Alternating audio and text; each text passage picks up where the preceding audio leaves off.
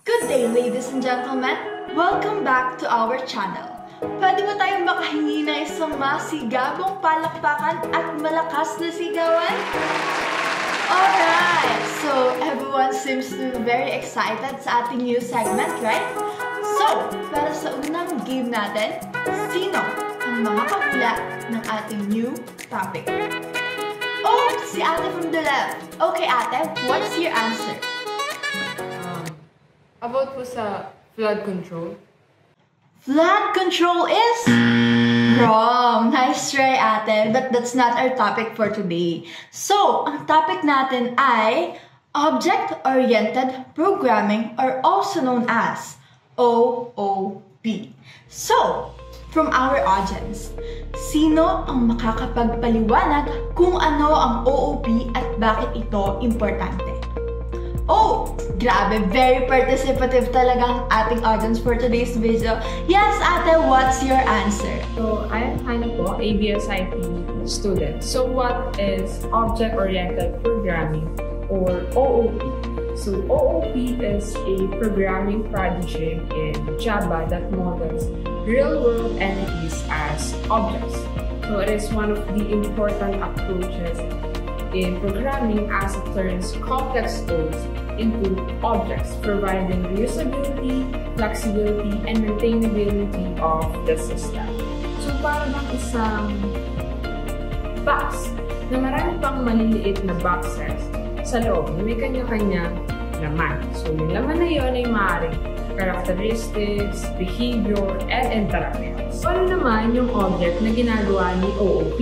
So, ang object ay isang real-world entity that has state or attributes and behavior or methods, and it is created inside a class. So, ano naman yung class? So, in Java, class is the blueprint or a template where an object is created, defining also attributes and methods. Di ba rin bagets? So, parang kailangan na natin si Tito Pro. Tito Pro! Mga bata, object-oriented programming daw. So, big word. Technical. Pero madali lang. So, class. Parang plano ng bahay. Blueprint. Pero, hindi ko pwede matulog sa plano lang. Unless gusto mong matulog sa bond paper. So, pag ginawa na yung bahay, ito na yung magiging object. So, dito sa object, may pinto ka na, may bintana, at may kapitbahay na magbibidyo kay hanggang alas 12. Ayan ang behavior mga bata.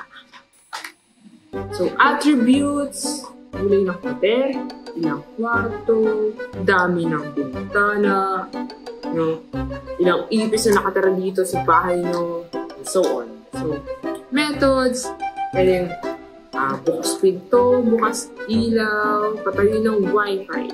Pati wifi, pinapatay, no?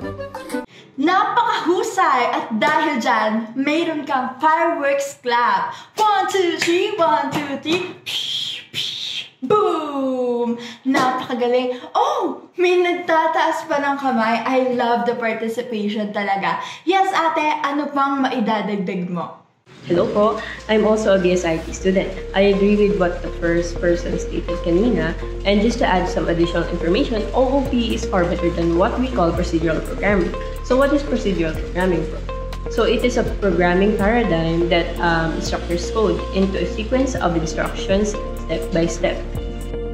So parang isang manual book na kailangan mong sundan yung steps hanggang sa huli. Oo. Isang daw signal ng procedural programming is kapag lumaki na yung code mo, mahirap na siyang i-manage.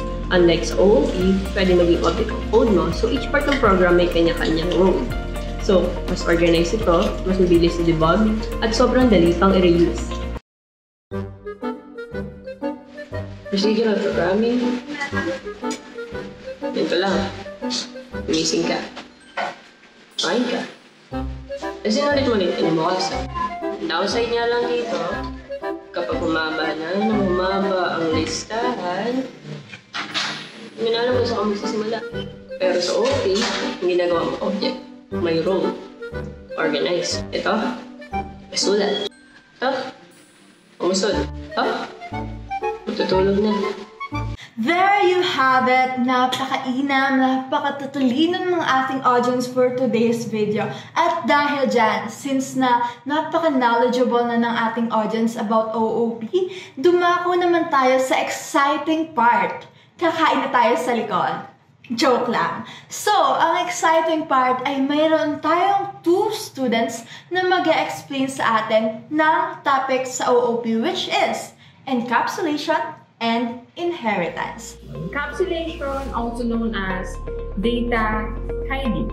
So, it is the ability of an object to hide its data and methods, allowing only read-only or write-only access. On the other hand, inheritance allows a class to acquire all the attributes or fields and behaviors or methods of another class, like passing of traits from the parent to the child. Ano din encapsulation? Encapsulation? Ano yan? Parang doon. Hindi mo mabuksan. Kita mo lang yung labas, pero hindi mo makahawakan yung laman. Parang crush mo. Napakabait mo talaga. Eh, yung inheritance. Inheritance. Passing traits from parent to a child. Kaya kung kalbuhan tatay mo, good luck sa future mo. Di naman. Di pa naman nakakalbo. Makainaan dyan. Alright, what an incredible participation and answers from our students. I've had a lot of learning today and I hope ikaw rin. So, kita-kits sa ating mga next episode about object-oriented programming. Stay tuned and para naman updated ka, make sure to like, share, and subscribe this video. Once again, I am your host, Lovely.